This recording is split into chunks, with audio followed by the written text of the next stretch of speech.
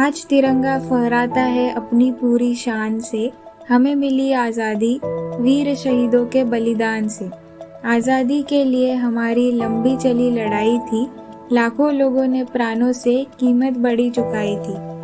कवि सजीवन मयंक जी की कविता की पंक्तियाँ हमारे स्वतंत्रता संग्राम को अच्छी तरह दर्शाती है और इस वीडियो में हम भारत के स्वतंत्रता संग्राम के महत्वपूर्ण घटनाओं को देखेंगे। Revolt of 1857, India's first war of independence, जिसे सिपॉय म्यूटिनी भी कहते हैं, जब इंडियंस ब्रिटिश के खिलाफ पहली बार एक साथ आए। इस रिवॉल्ट ने भारत में ईस्ट इंडिया कंपनी से शासन को भंग कर दिया और कंपनी के शक्तियों को 1858 में ब्रिटिश क्राउन में सत्तांतरित कर दिया। Establishing the Indian National Congress in 1885 में इंडियन नेशनल कांग्रेस एस्टैब्लिश हुई और मुस्लिम लीग के साथ एक लीडिंग पार्टी बन गई इंडिया के फ्रीडम स्ट्रगल में। Return of Mahatma Gandhi to India, 1915 में father of nation Mahatma Gandhi South Africa से इंडिया लौटे। Lucknow pact of 1916, Lucknow pact एक एग्रीमेंट था कांग्रेस और मुस्लिम लीग के बीच। मोहम्मद अली जिन्ना की एक मजबूत भूमिका थी। लीग और कांग्रेस दोनों के सदस्यों के रूप में उन्होंने दोनों दलों को इस बात पर सहमत किया कि वे ब्रिटिश पर अधिक दबाव डालेंगे ताकि वे भारतीयों को अपना देश चलाने के लिए अधिक उदार दृष्टिकोण अपना सके। चंपारण सत्याग्रह, 1917 में किसानों को फोर्स किया जा रहा था इंडिगो उगाने और उन्हें उसके बदले ब्रिटिश कॉम्पेंसेशन भी नहीं दे रहे थे। इसके खिलाफ महात्मा गांधी ने एक सत्याग्रह किया था जिसका नाम था चंपारण सत्याग्रह। जालियनवाला बाग हत्याकांड, 1919 में ब्रिटिश गवर्नमेंट ने एक ऑर्डर रिलीज किया था सिविलियंस को पनिश करने के लिए, जिसमें पब्लिक गैदरिंग्स पे बैन लगाया था। हजारों इंडियंस को इस ऑर्डर के बारे में पता नहीं था और वो 13 अप्रैल जालियनवाला बाग अमृतसर में बैसाखी सेलिब्रेट करने गए थे। जनरल डायर ने अपने ट्रूप्स को बुलाया और 10 मिनट तक गोलियां चलाने का आदेश दिया। ट्रूप्स ने मेन एंट्रेंस को भी बंद कर दिया ताकि कोई भाग ना सके। कई लोग अपनी जान बचाने कुएं में कूद गए। ब्रिटिश के रिकॉर्ड से 350 लोगों की मौत हो गई थी, लेकिन कांग्रेस का दावा था कि ये नंबर 1000 लोगों के बराबर था। नॉन कॉपरेशन मूवमेंट, 1920 में महात्मा गांधी ने कांग्रेस का चार्ज लिया और स्टार्ट हुआ नॉन कॉपरेशन मूवमेंट। ये मूवमेंट में कोई हिंसा नहीं था, लोग ब्रिटिश चीज़ें नहीं खरीदते थे, लोकल आर्टिसंस और हैंडीक्राफ्ट को सपोर्ट करते थे। गांधी जी ने पूरे देश भर के लोगों को इस मूवमेंट के बारे में बताया।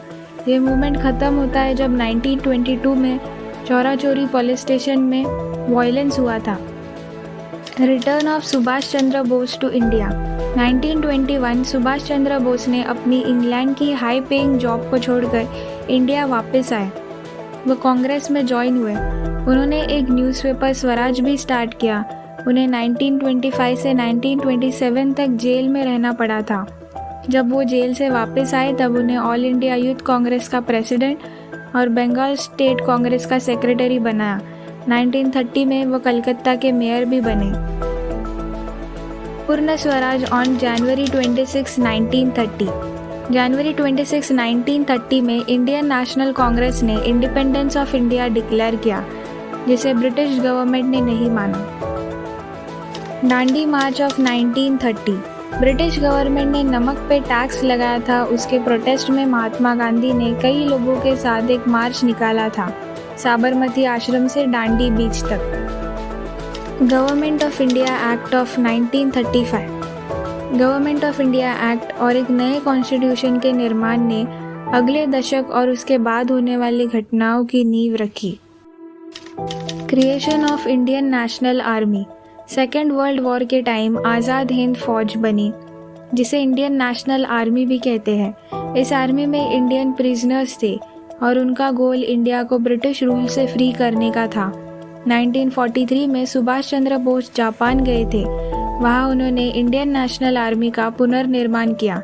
इस आर्मी में 45,000 सैनिक थे। क्विट इंडिया मूवमेंट, 8 अगस्त 1942 में ऑल इंडिया कांग्रेस ने अपने बॉम्बे सेशन में क्विट इंडिया मूवमेंट स्टार्ट किया। गांधी जी ने अपनी स्पीच में डू और डाई का नारा भी लगाया। Royal navy strike off 1946। 18 फरवरी 1946 इंडियंस की नेवी में कंडीशंस के खिलाफ HMIS तलवार के 1100 इंडियन सेलर्स और royal Indian navy signal school ने भूख हड़ताल की घोषणा की। अगले दिन 10,000 से 20,000 सैनिक हड़ताल में शामिल हुए। शुरुआत में इस स्ट्राइक की डिमांड थी बेहतर खाना और वर्किंग कंडीशंस की। हड़ताल जल्द ही ब्रिटिश से आज़ादी की व्यापक मांग में बदल गई। विरोध करने वाले सेलर्स ने नेताजी सुभाष चंद्र बोस के इंडियन नेशनल आर्मी के साथ सभी पॉलिटिकल कैदियों के रिलीज की भी मांग की।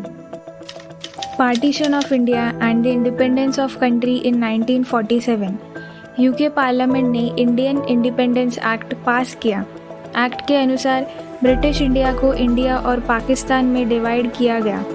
मोनार्क ने 18 जुलाई 1947 को अपनी सहमति दी और यह पाकिस्तान और इंडिया में 14-15 अगस्त को लागू हुआ। वीडियो अच्छा लगे तो लाइक कीजिए और चैनल को सब्सक्राइब करना मत भूलिए।